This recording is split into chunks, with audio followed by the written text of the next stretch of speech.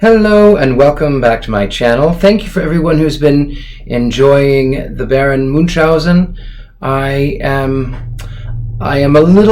didn't ready myself. I did not see the time, so I didn't have a chance to really set my lighting and do the candles and... Oh well. Anyway, I'm so glad you're here. How was your week? You can put in the comments if you can see me. Make certain that you do so. Are you enjoying this book? It is one of my favorites. So, for those of you who are not familiar, I'll play a little catch-up here with you. We are reading The Adventures of Baron Munchausen. It was written at the turn of the 18th century into the 19th century, and we left off where he was just beginning a new adventure. So, my darlings, without further ado, Baron Munchausen, The Travels, Part 2.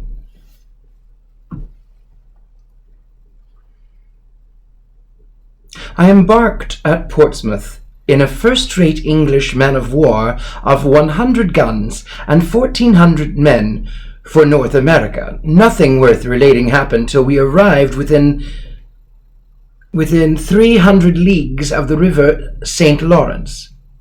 When the ship struck an amazing force against us, we supposed, a rock. However, upon heaving the lead, we could find no bottom.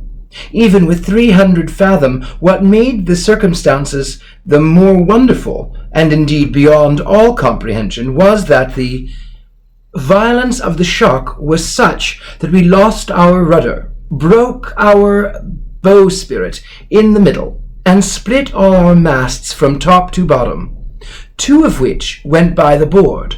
A poor fellow, who was aloft furling the main sheet, was flung at least 3 leagues from the ship, but he fortunately saved his life by laying hold of the tail of a large seagull, who brought him back and lodged him on the very spot from whence he was thrown.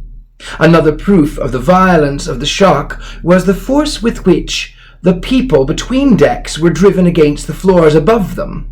My head particularly was pressed into my stomach, where it continued some months before it recovered to its natural situation. Whilst we were all in a state of astonishment at the general and the unaccountable confusion in which we were involved, the whole was suddenly explained by the appearance of a large whale, who had been basking asleep within 16 feet of the surface of the water.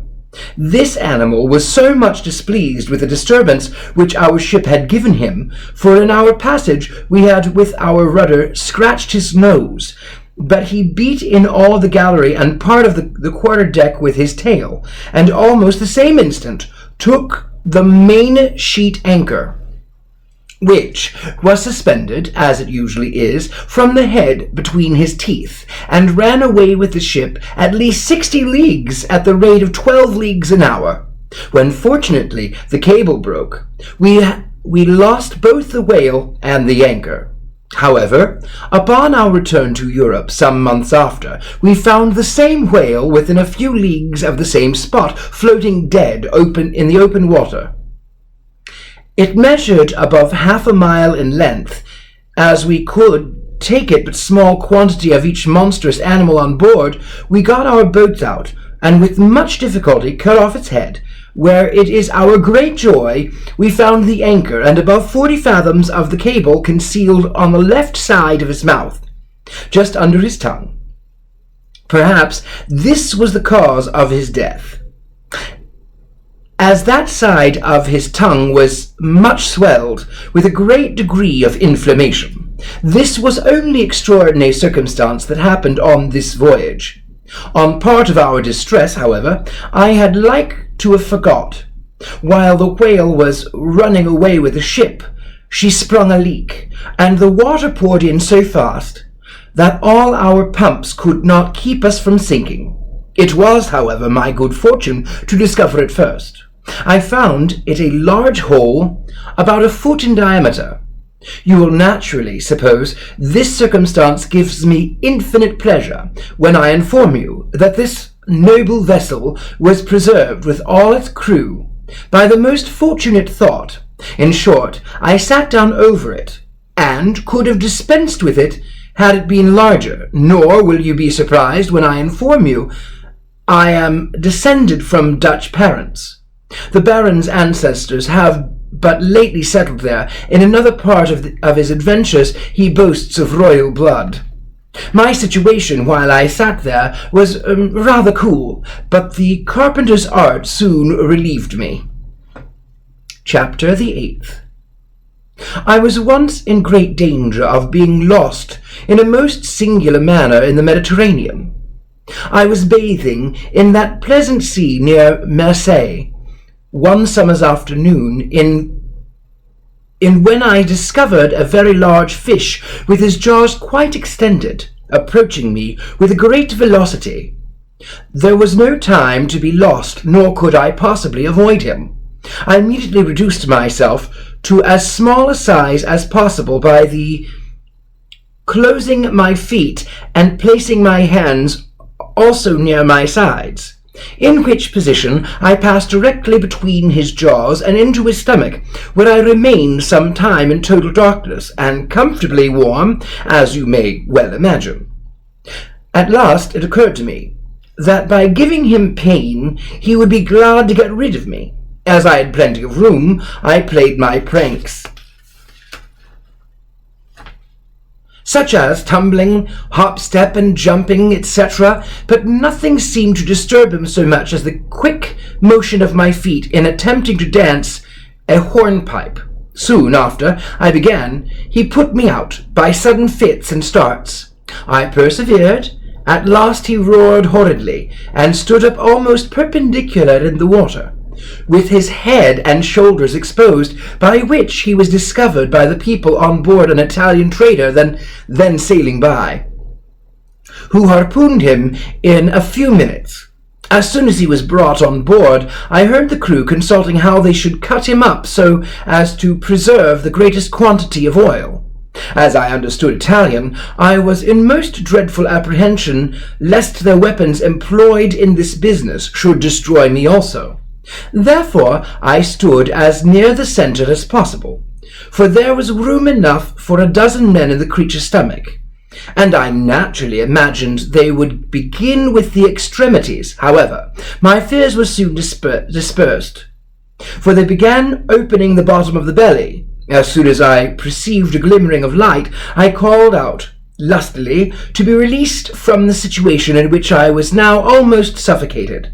It is impossible for me to do justice to the degree and kind of astonishment which sat upon every countenance at hearing a human voice issue from a fish, but more so that seeing a naked man walking upright out of his body. In short, gentlemen, I told them the whole story, as I have done for you, whilst amazement struck them dumb.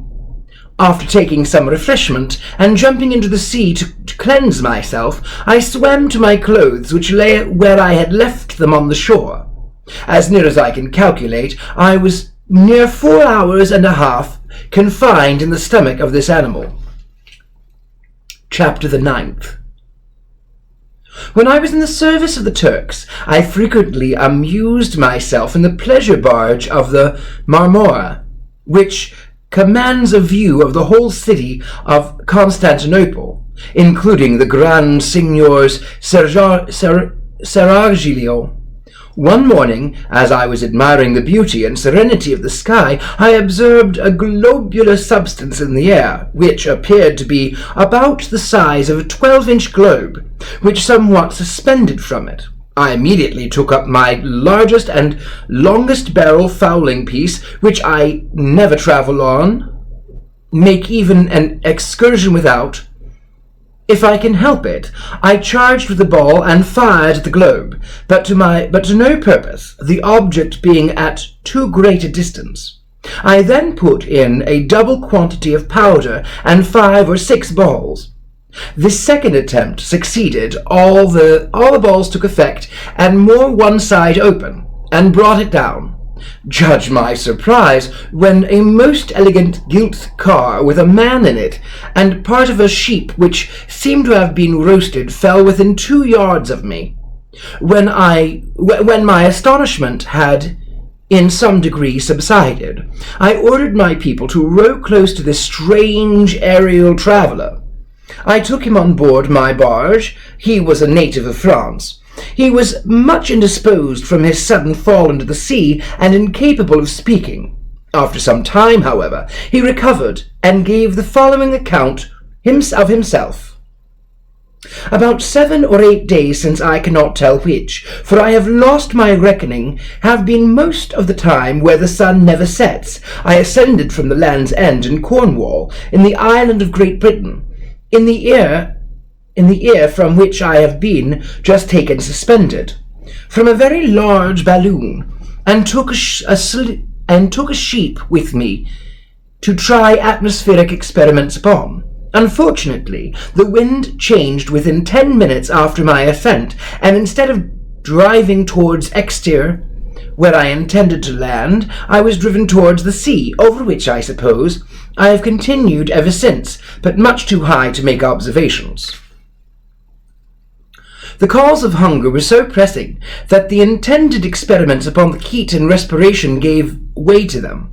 I was obliged on the 3rd day to kill the sheep for food, and being that at that time infinitely above the moon, and for upwards of 16 hours after so very near the sun that it scorched my eyebrows, I placed the carcass, taking care to skin it first, in that part of the car where the sun had sufficient power, or, in other words, where the balloon did not shade it from the sun, by which method it was all roasted in about 2 hours.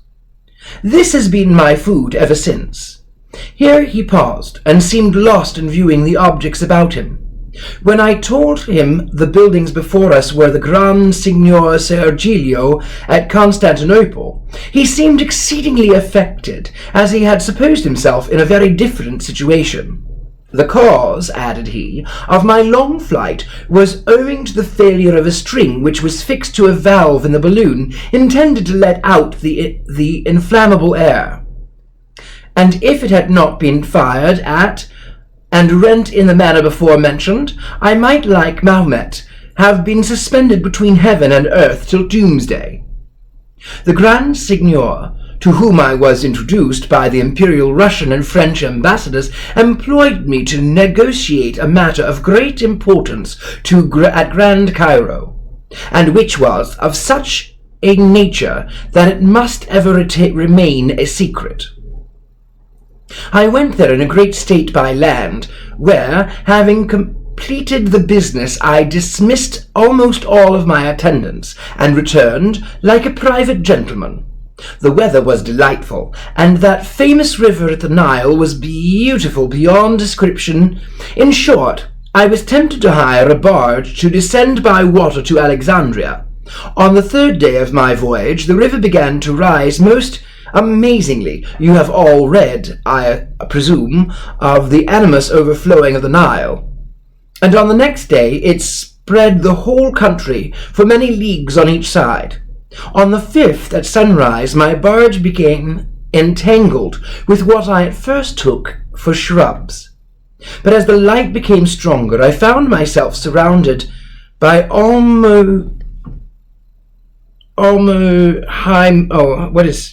some of these words are, the ink is worn out, by almonds which were perfectly ripe, and in the highest perfection.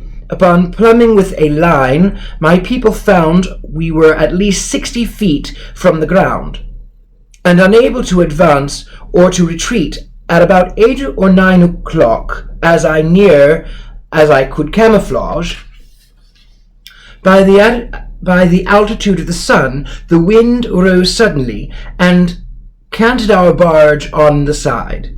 Here she filled, and I saw no more of her for some time. Fortunately, we all saved ourselves, 6 men and 2 boys, by clinging to the trees, the boughs of which were equal to our weight. Though not to that of the barge, in this situation we continued 6 weeks and 3 days, living upon the almonds. I need not inform you, as we had plenty of water. On the 42nd day of our distress, the water fell as rapidly as it had risen, and on the 46th we were able to venture down upon the terra firma. Our barge was the first pleasing object we saw, about 200 yards from the spot where she had sunk. After drying everything that was useful by the heat of the sun, and loading ourselves with necessities from the stores on board, we set out to recover our lost ground, and found by nearest calculation we had been carried over the garden walls and a variety of enclosures above 150 miles. In 4 days, after a very tiresome journey on foot, with thin shoes we reached the river, which was now confined to its banks, related our adventures to a boy who kindly accommodated all of our wants, and sent us forward in a barge of his own. In 6 days more, we arrived at Alexandria, where we took shipping for Constantinople. I was received kindly by the Grand Signor, and had the honour of seeing the Sergilio, to which His Highness introduced me himself. Chapter the 10th. During the late siege of Gibraltar, I went with provision fleet under Lord Rodney's command to see my old friend General Elliot, who has, by his distinguished defence of that place, acquired laurels that can never fade. After the unusual joy which generally attends the meeting of old friends had subsided, I went to examine the state of garrison and the view of the operations of the enemy, for which purpose the general accompanied me. I brought a most excellent refracting telescope with me from London, purchased of Doland, by the help of which I found the enemy were doing to discharge a 36 pounder at the spot where we stood. I told the general what they were about. He looked through the glass also, and found my conjectures right. I immediately, by his permission, ordered a 48-pounder to be brought from a neighbouring battery, which I placed with so much exactness, having long studied the art of gunnery, that I was sure of my mark. I continued watching the enemy till I saw the match placed at the touch-hole of the piece. At that very instant, I gave the signal for our gun to be fired also. About midway between the two pieces of cannon, the balls struck each other with amazing force, and the effect was astonishing. The enemy's ball recoiled back with such violence as to kill a man who had discharged it, by carrying his head fairly off.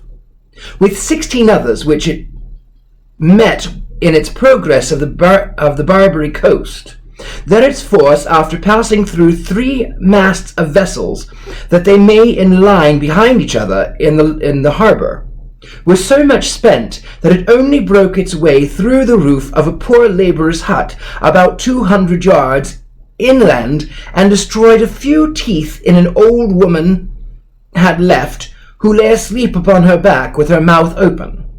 The ball lodged in her throat. Her husband soon after came home and endeavoured to extract it, but finding that impracticable, by the assistance of a rammer he forced it into her stomach.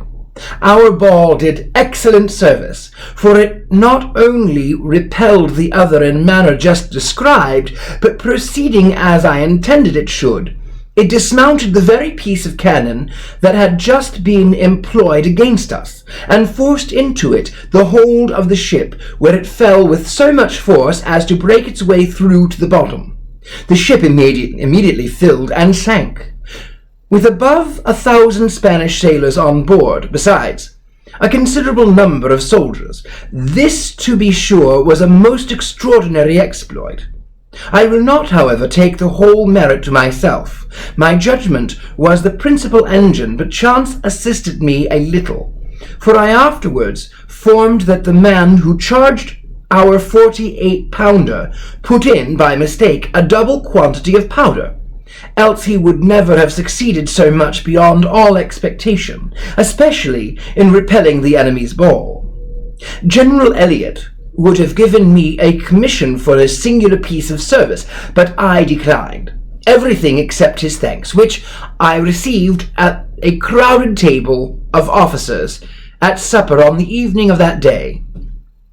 As I am very partial to the English, who are beyond all doubt a brave people, I determined not to take my leave of the garrison till I had rendered them another piece of service, and in about 3 weeks an opportunity presented itself.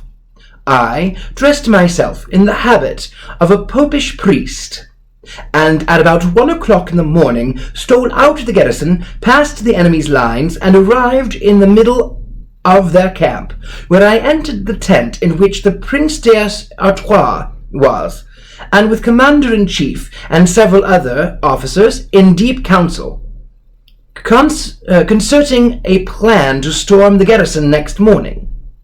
My disguise was my protection. They suffered me to continue there, hearing everything that passed, till they went to their several beds.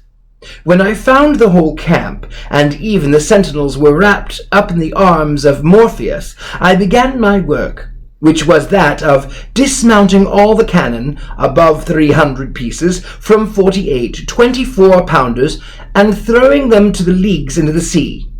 Having no assistance, I found this the hardest task I ever undertook, except swimming to the opposite shore with the famous Turkish piece of ordnance, described by Baron de Tott in his memoirs, which I shall hereafter mention.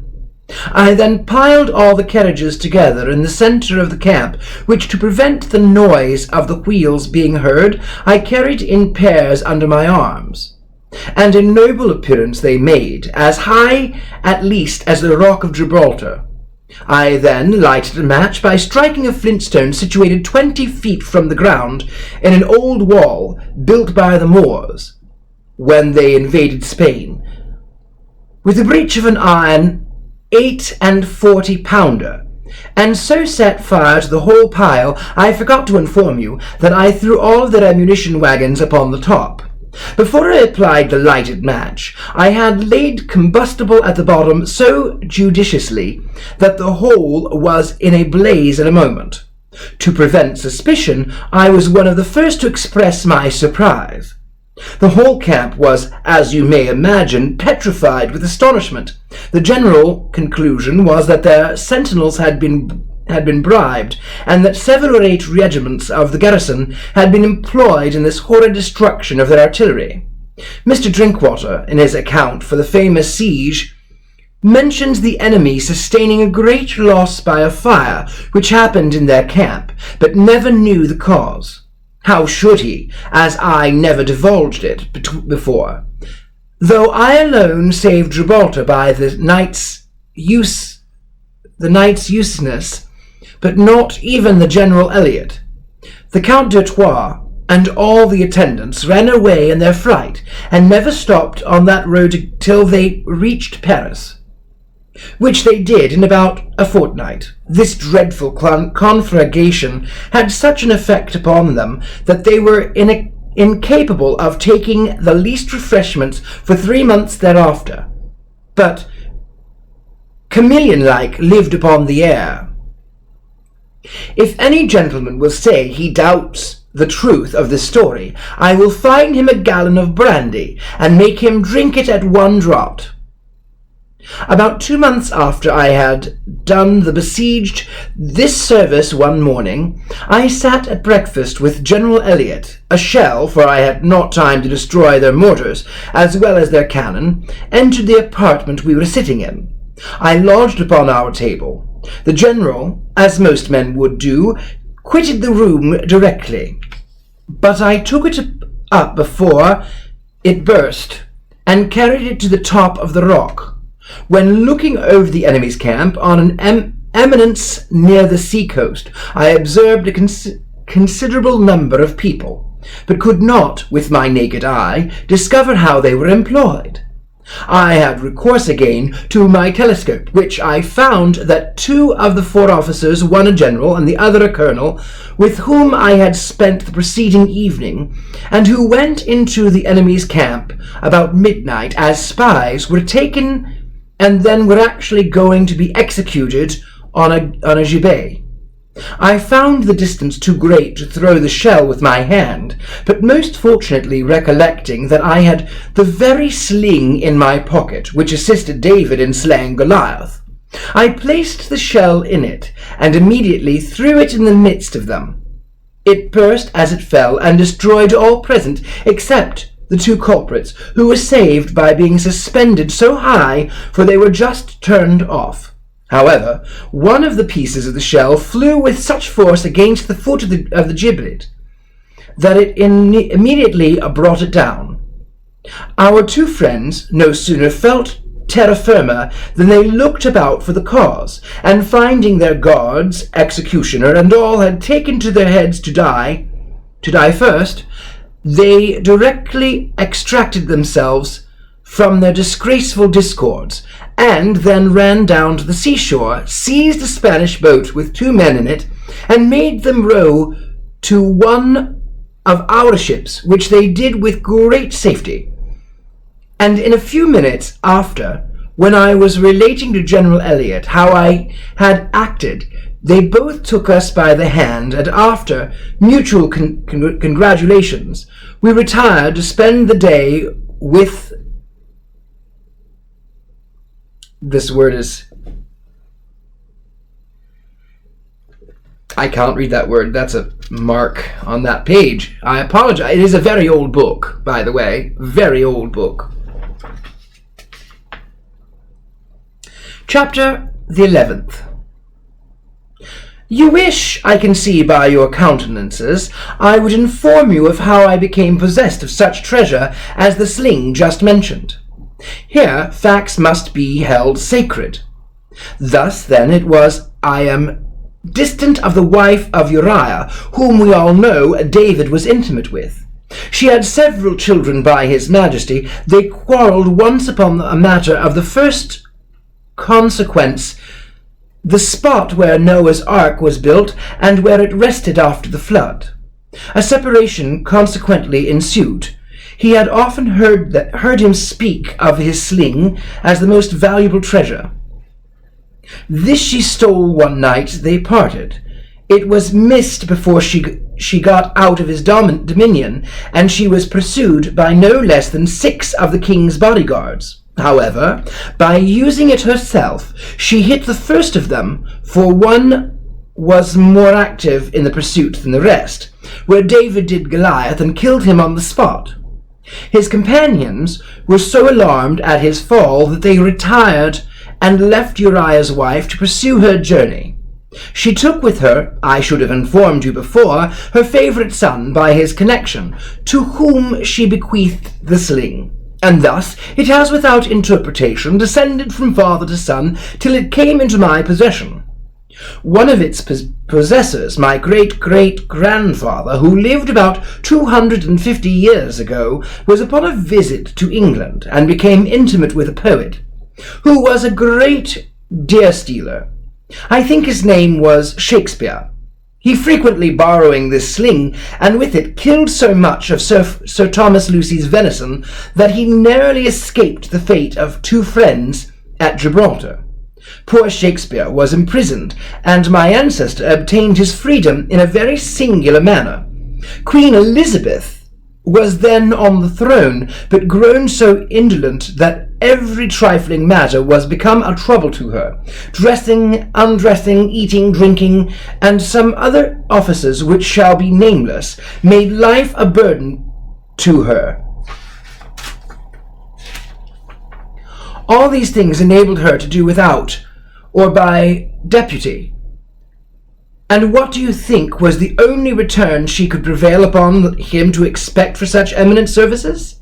Setting Shakespeare at liberty, such was his affection for that famous writer, that he would have shortened his own days to add to the number of his friends. I do not hear that any of the Queen's subjects, particularly the beef-eaters, as they are vulgarly called this day, however, they might be struck with the novelty at the time, which approved of her living totally without food. She did not survive the practice herself above 7 years and a half. My father, who was the immediate possessor of the sling before me, told me that the following anecdote. He was walking by the seashore at Harwich, with this sling in his pocket. Before his paces had covered a mile, he was attacked by a fierce animal called a seahorse, open-mouthed, who ran at him with great fury. He hesitated a moment, then took out his sling, retreated back about 100 yards, stopped for a couple of pebbles, of which there were plenty under his feet, and slung them both so dexterously at the animal. At each stone put out an eye, and lodged in the cavities which their removal had occasioned. He now got upon his back, and drove him into the sea. For the moment he lost his sight, he lost his ferocity, and became as tame as possible. The sling was placed as a bridle in his mouth. He was guided with the great facility across the ocean, and in less than 3 hours they both arrived on the opposite shore, which is about 30 leagues. The master of the 3 Cups at Helvostius in Holland purchased this marine horse to make an exhibition, the 700 ducats, which was upwards of £300, and the next day my father paid his passage back to the packet of Harwich. Side note. My father made several curious observations in this passage, which I shall relate hereafter. Chapter the 12th. This famous sling makes the possessor equal to any task he is desirous of performing. I made a balloon of such extensive dimensions that an account of the silk it contained would exceed all credibility. Every mercer's shop and weaver's stock in London, Westminster, and Spitalfields contributed to it. With this balloon and my sling, I played many tricks, such as taking one house from its station and placing another in its stead, without disturbing the inhabitants, who were generally asleep, or too much employed to observe the pregenerations of their habitations. When the sentinel at Windsor Castle heard St. Paul's clock strike 13, it was through my dexterity I brought the mouldings nearly together that night, by placing the castle in St. George's Fields, and carried it back again before daylight, without waking any of the inhabitants. Notwithstanding these exploits, I should have kept my balloon and its properties a secret, if Montgolfier had not made an art of flying so public. On the 30th of September, when the College of the Physicians chose their annual officers and dined sumptuously together, I filled my balloon, brought it over to the dome of their building, clapped the sling around the golden ball at the top, fastening the other end of the balloon, and they immediately ascended with the whole college of an immense height, where I kept them upwards for 3 months. You will naturally inquire what they did for food such a length of time. To this I answer, had I kept them suspended twice the time, they would have experienced no inconvenience on that account. So amply, or rather extravagantly, had they spread their table for that day's feasting. Though this was meant as an innocent frolic, it was productive as much mischief to several respectable characters among the clergy, undertakers, sections, gravediggers. They were, it must be acknowledged, sufferers, for it is a well-known fact that during the 3 months the college was suspended in the air, and therefore incapable of attending their patients, no deaths happened, except a few who fell from the scythe of the Father Time, and some melancholy objects who, perhaps to avoid some trifling inconvenience here, laid the hands of violence upon themselves, and plunged into misery infinitely greater than that which they hoped by such a rash step to avoid, without a moment's consideration. If the apothecaries had not been very active during the above time, half the undertakers, in all probability, would have been bankrupt. Chapter 13. We all remember Captain Phipps, now Lord Mulgrave, last voyage of discovery to the north. I accompanied the captain, not as an officer, but as a private friend. When we arrived in high northern latitude, I was viewing the objects around with the telescope with which I introduced your notice in my Gibraltar adventures. I thought I saw 2 large white bears in violent action upon a body of ice, considerably above the masts and about half a league distance. I immediately took my carbine slung it across my shoulder, and ascended the ice. When I arrived at the top, the unevenness of the surface made my approach to those animals troublesome and hazardous beyond expression. Sometimes hideous cavities opposed me, which I was obliged to spring over. In other parts the surface was as smooth as a mirror, and I was continually falling. As I approached near enough to teach them, I found they were only at play. I immediately began to calculate the value of their skins, for they were each as large as well-fed ox. Unfortunately, at the very instant I was presenting my carbine, my right foot slipped. I fell upon my back, and the violence of the blow deprived me to totality of my senses for nearly half an hour. However, when I recovered, judge of my surprise at the finding one of the large animals I've been just describing had turned me upon my face and was just laying hold of my waistband where my breeches, which were then new and made of leather. He was certainly going to carry me feet foremost, God knows where, when I took this knife, showing a large clasp knife, out of my side pocket, made a chop at one of his hind feet, and cut off 3 of his toes. He immediately let me drop and roared most horridly. I took up my carbine and fired at him as he ran off. He fell directly. The noise of the piece aroused several thousand of those white bears who were asleep upon the ice within half a mile of me. They came immediately to the spot. There was no time to be lost. A most fortunate thought arrived in my cranium just at that instant. I took off the skin and head of the dead bear, in half the time that some people would be skinning a rabbit, and wrapped myself in it, placing my own head directly under the bruins. The whole herd came round to me immediately, and my apprehension threw me into the most piteous situation, to be sure. However, my scheme turned out most admirable. One, for my own safety. They all came smelling, and evidently took me for a brother Bruin. I wanted nothing but bulk to make an excellent counterfeit. However, I saw several cubs, among them not much larger than myself. After they had all smelt me, and the body their deceased companion, whose skin was now become my protector, seemed very sociable, and I found I could mimic all of their actions tolerably well. But at growling, roaring, and hugging, they were quite my masters.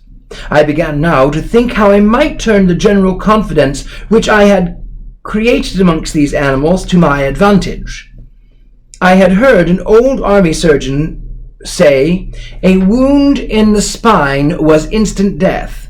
I now determined to try the experiment, and had again recourse to my knife, with which I struck the largest in the back of the neck near the shoulders, but under the great apprehensions, not doubling, but the creature would, if he survived the stab, tear me to pieces. However, I was remarkably fortunate, for he fell dead at my feet, without making the least noise. I was now resolved to demolish them every one in the same manner, which I accomplished without the least difficulty. For although they saw their companions fall, they had no suspicion of either the cause nor the effect. When they all lay dead before me, I felt myself a second Samson, having slain my thousands. To make short of the story, I went back to the ship and borrowed 3 parts of the crew to assist me in skinning them and carrying the hams on board, which we did in a few hours, and loaded the ship with them. As to the other parts of the animals, they were thrown into the sea, though I doubt not but the whole would eat us as well as the legs were they were properly cured. As soon as we returned, I sent some of the hams in the captain's name to the lords of the Admiralty, others to the lords of the Treasury, some to the Lord Mayor, and to the corporations of London. A few to each of the trading companies, and the remainder to my particular friends, from all of whom I received warm thanks. But from the city I was honoured with substantial notice, an invitation to dine at Guildhall annually on Lord Mayor's Day. The bearskins I sent to the Empress of Russia to clothe Her Majesty and her court in winter, for which she wrote me a letter of thanks with her own hand, and sent it by the ambassador extraordinarily inviting me to share the honours of her bed and her crown. But as I never was ambitious of royal dignity, I declined Her Majesty's favour in the politest of terms. The same ambassador had orders to wait and bring my answer to Her Majesty, personally, upon which business he was absent about 3 months. Her Majesty's reply convinced me of the strength of her affections and the dignity of her mind. Her late indisposition was entirely owing, as she, kind creature, was pleased to express herself in the late conversation with the Prince Doglar-Onsky, to my cruelty.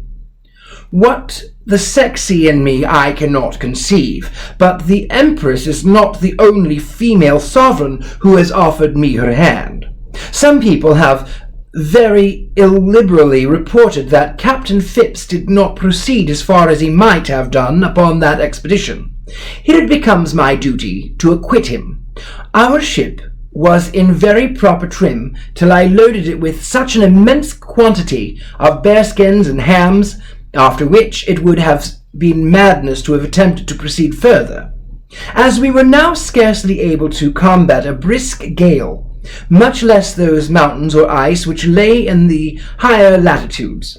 The captain has since often expressed a dissatisfaction that he had no share in the honours of that day, which he emphatically called the Bearskin Day.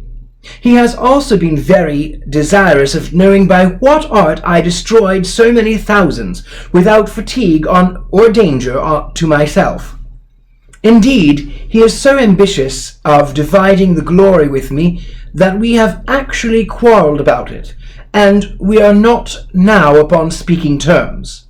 He boldly asserts I had no merit in deceiving the bears because I was covered with one of their skins.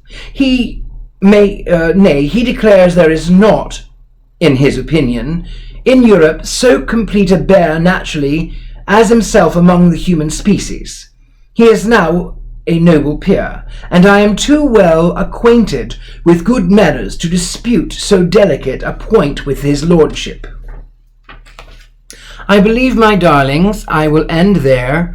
When we come back next week, we will be on Chapter 14. Thank you so much for joining. I hope you've been enjoying this series.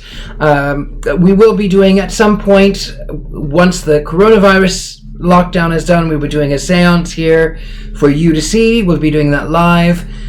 We will be going live for more Ask Me Anythings a little bit later. And with that, my beauties, I appreciate you. Love to you. I will chat with you next week, if not sooner. Thanks so much.